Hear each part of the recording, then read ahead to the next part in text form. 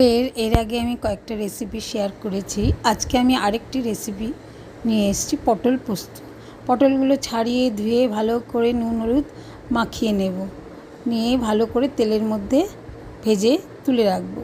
কড়াইতে সর্ষের তেল দিয়ে কালো জিরে শুকনো লঙ্কা ফোড়ন দেব, দিয়ে ভালো করে নেড়ে চেড়ে পোস্ত কাঁচা লঙ্কা আদা বাটা মিশিয়ে দেব, দিয়ে ভালো করে নেড়ে চেড়ে তার মধ্যে দিয়ে দেব 1 চামচ হলুদ, দিয়ে আরেক চামচ শুকনো লঙ্কার গুঁড়ো, ভালো করে নেড়ে নেব। এটা ভালো করে তেলের সাথে কষিয়ে নিয়েছি। এবার ভাজা পটলগুলো মিশিয়ে দেব।